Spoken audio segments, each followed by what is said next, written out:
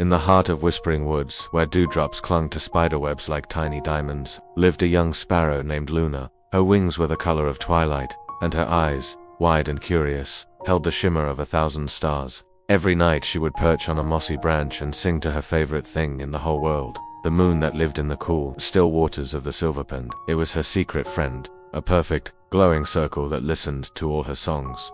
One evening, Luna flew to her usual spot, her heart ready to sing, but when she peered into the pond, her song caught in her throat. The water was dark, murky, the moon was gone. A cold dread, sharp and sudden, pierced her tiny chest. She fluttered down to the water's edge, her small beak dipping into the dark water. Nothing, just mud and tangled weeds. Where had her moon gone?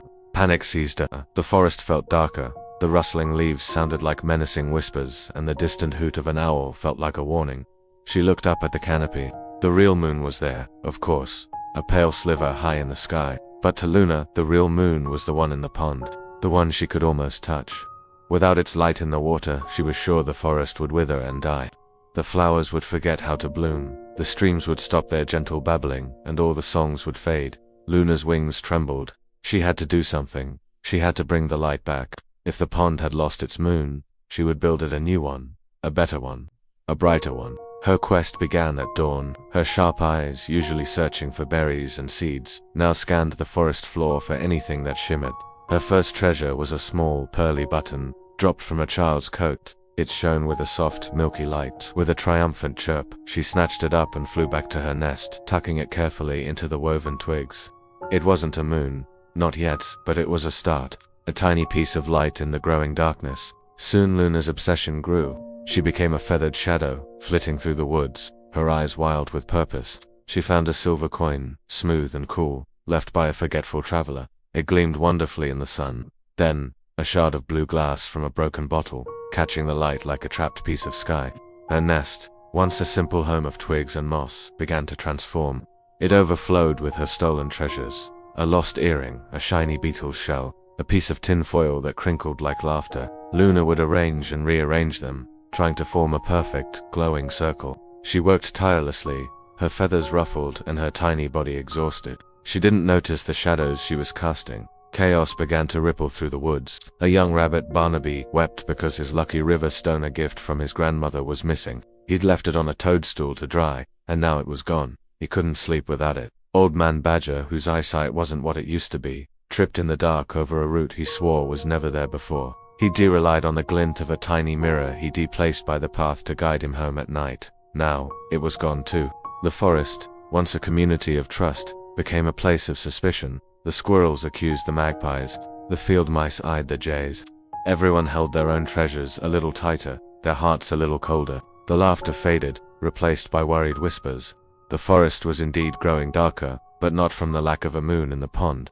It was growing dark from the lack of trust. Luna saw none of this. She was consumed by her mission. Her nest was a magnificent, glittering sphere of stolen light. It was almost perfect, but as she added the final piece, a shiny new nut and bolt from the farmer's fence, she felt no joy, only a deep hollow ache. She looked at her beautiful man-made moon, and it felt cold. It offered no warmth, no comfort. It was just a pile of things. And down below, the forest was quieter and sadder than ever. One afternoon, as Luna sat guarding her hoard, a slow, gravelly voice spoke from below. "That's a very pretty collection of sorrows you have there, little one." Luna peered down. An old turtle, his shell covered in moss and thyme, was looking up at her. His name was Cassian, and he had seen more seasons than any other creature in the woods. "It's not sorrows," Luna chirped defensively, puffing out her chest. "It's the moon. I'm rebuilding it to save the forest." Cassian blinked his ancient eyes slowly. "Save it from what?" "From the darkness," Luna cried, her voice cracking. "The moon in the pond is gone. I had to bring back the light." The old turtle watched her for a long moment. "The light was never gone, little sparrow. You were just looking in the wrong place." He gestured with his head toward the silver pond. "Come, let me show you." Hesitantly, Luna flew down from her nest and followed the turtle's slow journey to the water's edge. The pond was still dark and murky, you see, she said, her voice trembling. "It's gone." "No," Cassian said gently. "Look at the edges of the pond. See those claw marks in the mud? That frantic digging, that's what stirred up the water. Your own fear, your own frantic search, is what clouded the view." He paused. "The pond isn't a source of light, little one. It's a reflection. It can only show you what is already there. You were so busy looking down at what you thought was lost, you forgot to look up. Slowly, hesitantly, Luna lifted her gaze. High above the treetops, the real moon was hanging in the sky, full and radiant, bathing the entire forest in a soft, silver glow. Its light filtered through the leaves, making the dewdrops sparkle and the path ahead clear. It had been there all along. The truth washed over Luna in a painful wave, her frantic hoarding, her stolen treasures. It had all been for nothing. Worse, it had caused so much pain. The image of Barnaby the rabbit, his ears drooping with sadness, flashed in her mind. She thought of Old Man Badger, stumbling in the dark. A tear, warm and heavy, rolled down her feathered cheek and fell into the pond. Then another, and another. Her heart ached with regret. She hadn't been building a moon, she had been building a monument to her own fear. Without another word, she flew back to her nest. One by one, she began to take the pieces of her false moon. Her first stop was Barnaby's burrow. He was huddled with his mother, sobbing quietly. Luna landed gently before him and dropped the smooth, lucky river stone at his paws. The little rabbit's eyes went wide. He looked from the stone to Luna, his tears stopping. Luna just dipped her head, her own eyes filled with tears, and flew away before he could say a thing.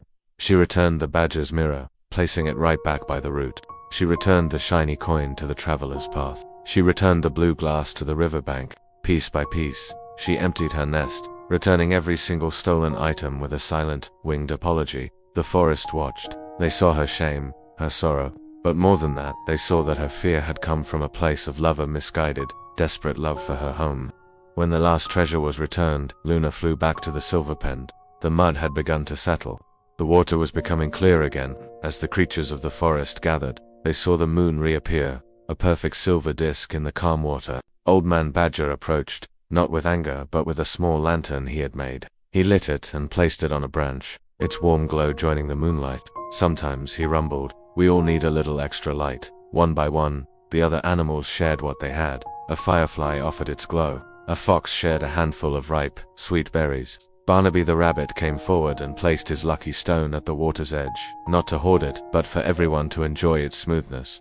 Trust, like the moon in the pond, was returning. Luna, perched on her old branch, felt the warmth of forgiveness wash over her. Her heart, once tight with fear, felt light and full. She looked at the moon in the sky, and then at its perfect reflection in the water below, and she began to sing. It wasn't a frantic song to ward off the darkness, but a soft, gentle lullaby. A song of gratitude, of belonging. A song for the real moon, the shared light, and the quiet peace of her forgiven home. And the whole forest listened, together, under the silver glow.